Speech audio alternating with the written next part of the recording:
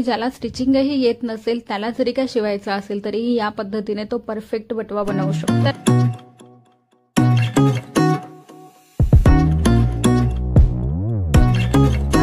कसे आहात तुम्ही सगळे? आज मी आलेले आहे मार्केटमध्ये वाण सामान घेण्यासाठी, कारण की मला हळदी कुंकवाच्या कार्यक्रमासाठी ते लागणार आहे।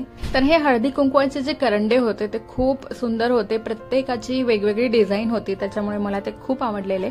म्हणून मी यातल्या सगळ्या एक एक डिझाईनचे मी एक एक उचललेले आहे तिथून। या दुकानामध्ये नेहमी खूप छान कलरफुल असे कपडे मिळत असतात आणि ते खूप स्वस्तही असतात। तर तिथून मी 3 कापड घेतलेले आहेत 3 मीटरचे, सोबतच मी ही मोत्याची लेस घेतलेली आहे आणि एक दोरा घेतलेला आहे जो गोल्डन कलरचा येतो, कारण मला बटवे बनवायचे आहे आणि त्यासाठी मला हे सगळं साहित्य लागणार आहे। तर हा पूर्ण 1 मीटरचा कापड आहे, ज्याला 4 फोल्ड करून त्यानंतर त्याच्या 8 फोल्ड करून म्हणजे सगळ्यात छोटा जो कुठला स्क्वेअर बनणार असेल त्यातला त्या शेप पर्यंत याला कट करून घ्यायचं आहे। म्हणजे सगळा कापड एकसारखा कट केला जाईल आणि सारखे बटवे बनतील।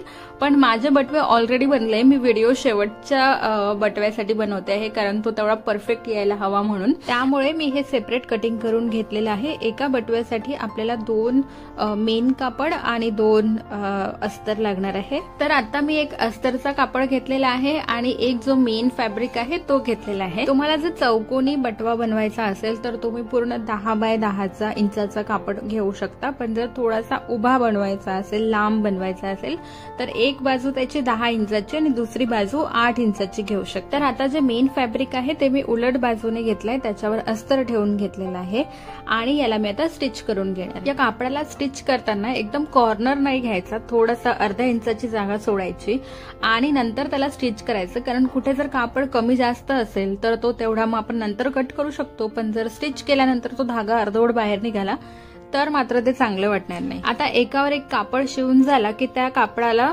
सरळ करायचं आणि जी शिलाई तुम्ही मारली आहे त्याला व्यवस्थित प्रेस करून घ्यायचं आणि बरोबर त्या शिलाईच्या मधून एक आणखी स्टिच त्याच्यावर ते झाल्यानंतर कापडाला सरळ बाजूने फोल्ड करून घ्यायचं आणि जी स्टिच आपण केलेली आहे ना त्याच्यावरती परत एक शिलाई मारून घ्यायची, म्हणजे प्रॉपर आपला जो कापड आहे तो सेट होईल आणि फिनिशिंग पण खूप छान येईल। आणि आता ही अशीच शिलाई आपल्याला जो दुसरा कापड आहे बटव्याची जी दुसरी बाजू आहे ती ही अशीच आपल्याला शिवून घ्यायची। आता आपण शिवून घेतलेल्या ज्या दोन्ही बाजू आहे त्याला छानपैकी व्यवस्थित प्रेस करायचं, सगळीकडून कापड सेट करायचा आणि एक सरळ बाजूने आणि एक उलट्या बाजूने असा तो कापड ठेवून घ्यायचा, कारण आता या कंप्लीट बटव्याला आपल्याला स्टिच करून घ्यायचं। दोन्ही कापडांच्या ज्या स्टिच केलेल्या बाजू आहेत त्या एकावर एक यायला। आता ज्या बाजूने आपण कापडाला स्टिच मारून घेतलेली आहे त्याच बाजूने आपल्याला हा मेजरिंग टेप ठेवायचा आहे आणि बरोबर 1 इंचावरती त्याला स्ट्रेट लाईन करून घ्यायची आणि आता बरोबर त्याच लाईनच्या खाली अर्ध्या इंचावर आपल्याला एक स्ट्रेट लाईन करून घ्यायची। आता जो हा पूर्ण आपला रेक्टँगल आहे याला सगळ्या बाजूंनी आपल्याला एक एक स्ट्रेट लाईन मारून घ्यायची। प्रोफेशनल टेलर्स असतात ते त्यांना ज्या शेपमध्ये कट करून घ्यायचं आहे ते आधीच कटिंग करून घेतात आणि डायरेक्ट स्टिचिंग करतात, कारण त्यांना तेवढा एक्सपिरियन्स असतो स्टिच करायचा। त्यामुळे आपण जर तसं करायला गेलो तर कुठेतरी आपला कापड अडकतो, कुठेतरी मध्येच एखादी शिलाई येऊन जाते, कापडच कुठून तरी सुटून जातो, ते सगळं व्हायला नको। म्हणून काय करायचं, आपण थोडा एक्स्ट्रा कापड घ्यायचा आणि त्याच्या आतमध्ये सगळे लाइनिंग्स मारून मग त्याला शिवून घ्यायचं। या बटव्याच्या स्टिचिंगचं रेकॉर्डिंग करायच्या आधी मी जे बटवे बनवलेत त्याच्यावर मी ह्या सगळ्या चुका केलेल्या आहेत, त्याच्यामुळे तुमच्यासोबत मी जो हा व्हिडिओ शेअर करते आहे तो एकदम प्रॉपर टेक्निकने करते आहे, कारण की ज्याला स्टिचिंगही येत नसेल त्याला जरी का शिवायचा असेल तरी या पद्धतीने तो परफेक्ट बटवा बनवू शकतो। तर आता आपल्याला बटव्याला खालच्या बाजूने थोडासा गोलाकार द्यायचा आहे। आता तो जर आपण डायरेक्ट द्यायला गेलो तर कुठेतरी लहान होईल, कुठेतरी मोठा होईल, कापडच वाया जाईल। त्याच्यामुळे काय करायचं, दोन्ही कॉर्नरवरती 2-2 इंचावरती एक मार्क करून घ्यायचा आणि त्या मार्किंगच्या हिशोबाने त्याला थोडासा हलकासा गोलाकार द्यायचा आणि मग शिवायचं। आता या ज्या सगळ्या कंप्लीट मार्किंग केल्या त्या आपण एकाच बाजूने केलेल्या आहेत, त्याच्यामुळे दुसऱ्या बाजूचा जो कापड आहे त्यालाही बरोबर ज्या साईडने स्टिच केलाय त्या बाजूने 1 इंचावर आणि अर्ध्या इंचावर फक्त एवढीच शिलाई मारून घ्यायची आहे। आता दोन्ही कापडाच्या या ज्या 2 लाईन आहे याला फक्त स्ट्रेट एक स्टिच द्यायची, त्यानंतर दोन्ही कापड एकमेकांवर ठेवून घ्यायचे आहे। प्रॉपर वरची बाजू जी आपण स्टिच केली होती तिथून दोन्ही कापड ठेवून घ्यायचे आहेत। ठेवताना कापडाची एक बाजू सरळ दिसत असेल आणि एक बाजू उलटी दिसत असेल, म्हणजे जर कापडांना दोन्ही बाजूने बघायचं झालं तर अस्तरची जी बाजू आहे ती बाहेरून दिसली पाहिजे. आता कापडावर जो आपण बटव्याचा आकार बनवला आहे त्या आकाराने आपल्याला हे पूर्ण स्टिच करून घ्यायचं आहे. जिथे कुठे राऊंड येत असेल तिथे मशीनला प्रॉपर टर्न करायचं, हळूवारपणे त्याला शिवून घ्यायचं आहे. कुठेही मध्ये आपला कापड आत राहिलेला नाही आहे, कुठेतरी कापड सुटलेला नाही आहे, कुठे मोड नाही आहे, एवढं चेक करायचं. तर बटव्याच्या वरच्या बाजूला ज्या 2 स्ट्रेट लाईन आपण स्टिच करून घेतल्या आहे त्यातनं आपल्याला बटव्याची जी दोरी आहे ना ती बाहेर काढून घ्यायची आहे. त्याच्यामुळे आपण जी काय आता स्ट्रेट लाईन स्टिच करणार आहोत ती आपण थोडीफार उकलून घेणार आहोत शिलाई. त्यासाठी म्हणून इथे 2-3 एक्स्ट्रा शिलाई करून घ्यायची आहे. तर जे प्रोफेशनल टेलर्स असतात ते काय करतात, बरोबर त्या लाईन जवळ येऊन मशीन उचलून घेतात आणि पुढे जाऊन परत स्टिच करतात, म्हणजे त्यांना ती शिलाई उकलायला लागत नाही. तर अशा प्रकारे प्रॉपर फिनिशिंग मध्ये आपण हा बटव्याचा आकार रेडी करून घेतलेला आहे. कुठेच मोल्ड किंवा कुठे घडी पडलेली नाहीये. आता या कटिंगच्या बरोबर बाहेरून जिथे तुम्हाला आपली आउटलाईन दिसते ना बटव्याची त्याच्या बाहेरून अर्धा इंचावरती हा जो एक्स्ट्रा कापड आहे तो पूर्ण आपल्याला कापून घ्यायचा. आता आपल्याला बटव्याला दोरा जो आतमध्ये टाकायचा आहे ना तिथे बरोबर छोटेसे कट टाकायचे, स्टिचिंगच्या बाहेरच, स्टिचिंगच्या आत कट जायला नको. आणि आता बरोबर या 2 लाईनच्या मध्ये जी काही आपली शिलाई झाली आहे, जे 2-4 शिलाई आपण एक्स्ट्रा केली आहे ना ती याचसाठी की जेव्हा आपण इथली शिलाई काढू तेव्हा बाकी शिलाई उसळल्या जाणार नाही. तर एकच कट मारायचा मध्ये आणि बाकी धागा जो आहे तो फक्त उकलून घ्यायचा. प्रत्येक धाग्याला कट मारायचा नाही आहे.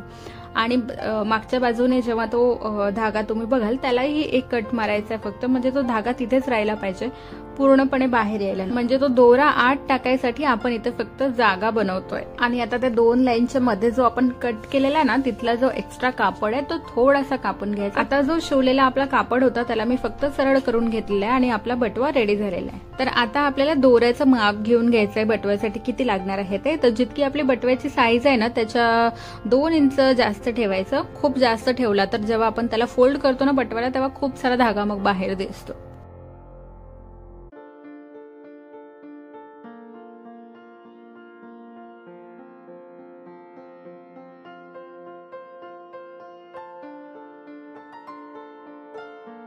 तर आता दोन्ही बाजूंच्या दोऱ्यासाठी आपल्याला टॅसल्स बनवून घ्यायचे आहे. तर ते थोडेसे डिझायनर किंवा फ्लॉवर शेपमध्ये दिसले पाहिजे म्हणून एक चौकोनी कापड घ्यायचा, त्याला त्रिकोणी शेपमध्ये ठेवायचं. त्याच्यावरती जो धागा आहे आपला दोरा आहे तो ठेवायचा. त्याची जी दुसरी बाजू आहे त्याला फोल्ड करून घ्यायचं थोडंसं आणि त्याच्यावर स्टिच मारून घ्यायची. आपला जो आतला गोल्डन दोरा आहे ना तो त्या स्टिचमध्ये आला पाहिजे.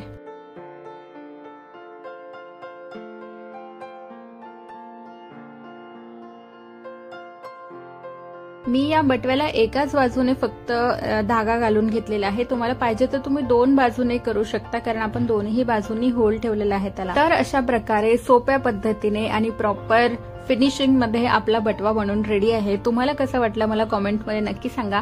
त्याच प्रकारे मी इतरही काही बटवे बनवून रेडी केले होते कारण की त्यात मला वाण सामान भरून ते द्यायचं होतं. तर या बटव्यामध्ये मी आता वाण सामान आणि मुरमुरे ऍड करून घेते आहे.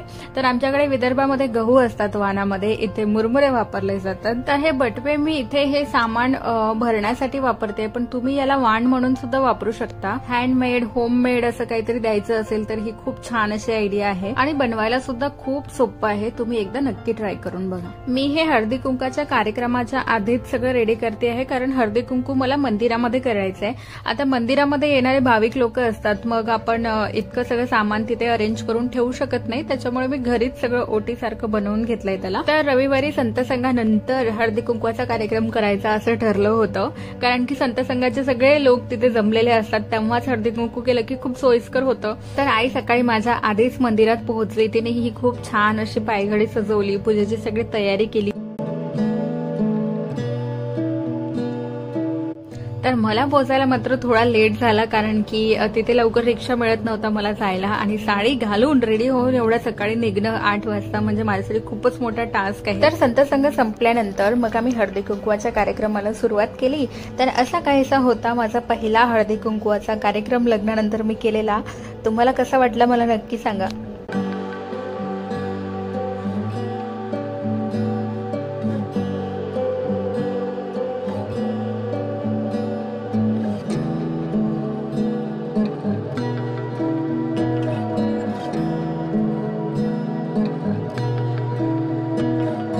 तर मंडळी कसा वाटला तुम्हाला आजचा व्लॉग मला कॉमेंटमध्ये नक्की सांगा. आपण भेटूया नेक्स्ट व्लॉग मध्ये, तेव्हापर्यंत बाय बाय.